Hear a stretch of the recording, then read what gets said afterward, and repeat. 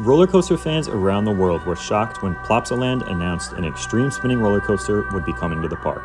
And in conjunction with the Tomorrowland theming, it quickly became one of the most anticipated openings in 2021. This is the Ride to Happiness review.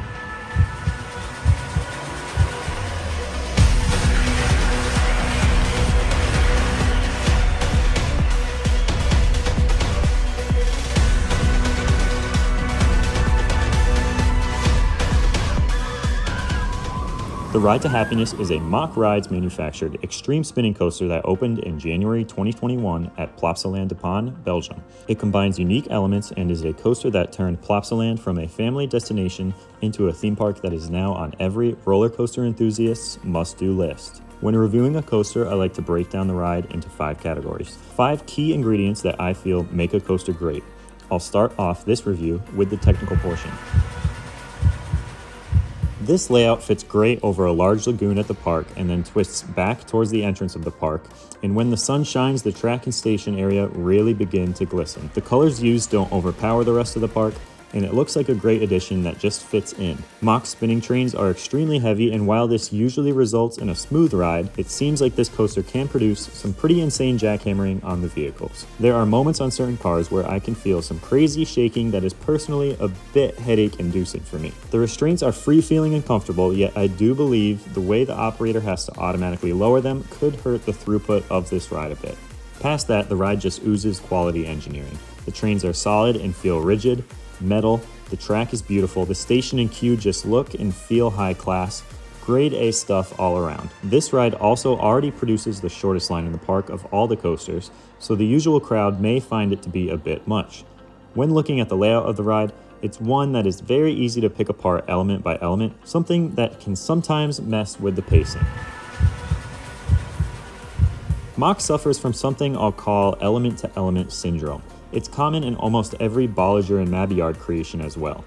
The layouts don't flow very well all the time, and you can pick apart the ride by each element very easily. It's not always a bad thing, but it almost always makes it so there are clear parts of the ride that are better than others. There's moments of this attraction that are totally crazy, and then slight breaks in between them every time. Crazy beginning, followed by some filler, to then an insane step-up underflip type inversion. It's just an odd flow. Look at Intamin's Terran at Phantasialand or Cheetah Hunt at Busch Gardens. They are tough to pick apart even though there's still those few standout moments that are within the layout. They pace incredibly. It's an art to find a balance between throwing incredible elements in and having great filler track in between them to blend it all together. And this Mack just doesn't do a good job of it, which can sometimes make the ride less exciting. The way the spinning changes the way the ride rides is something that is really perfect for this attraction. There are unique elements not found elsewhere, and when spinning through them, it really is like nothing else. You don't know where you are in the layout until after multiple rides, and even then the ride is still disorienting and confusing, yet not sickening. Front flipping through the upwards roll is insanely fun. This is an intense ride with some of the strongest airtime in the world depending where you sit and how you spin. The music matches the layout and elements nicely, which helps the theming all come together in a very cohesive way. The station and queue is very mesmerizing on the Ride to Happiness. Great music, fun theming that is hypnotic and energetic, and an awesome atmosphere as you wait to dispatch. You will see how the forces of nature can take you to unknown heights.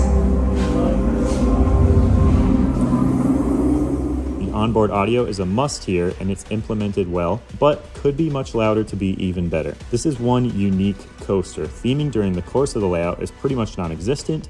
However, with that spinning aspect, you really wouldn't be able to notice if it were anyway. It's for sure one unique theme that we haven't seen elsewhere.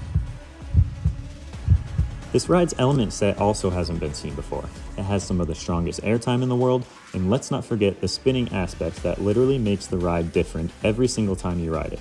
You'll never have the same ride. This is a very original ride because of this. It's of course going to be compared to Time Traveler at Silver Dollar City, but this really can be put into a totally different category. Some may not like this ride as much because it is much more intense than its American cousin. It's a ride that is so rideable and wild that it becomes one of my highest ranked coasters ever. I really had fun riding this again and again with an incredible group of people, and the day is one that I'll never forget. There's nothing else like the Ride to Happiness in the world, and I hope that Plopsa can maintain this high quality coaster because some seats already had audio issues and this ride just opened. Plus, mocks seem to need quality maintenance to stay in top condition because when riding a mock in other parks, you'll find some can have quite a rattle, while others, like at Europa Park, are all glass smooth. So let's hope Plopsaland is up for the task and keeps up the attention the Ride to Happiness deserves. The Ride to Happiness is just that, a ride that makes you happy. Live today, love tomorrow, unite forever. Ride to Happiness just barely grabs a top 1% spot in my personal rankings. It ends with a score of 8.96.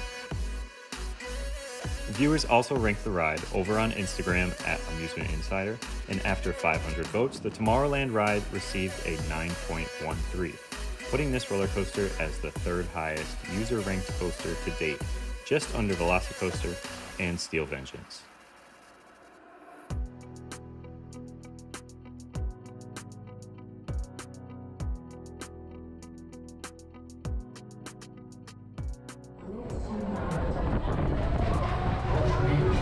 Oh yes, we have music.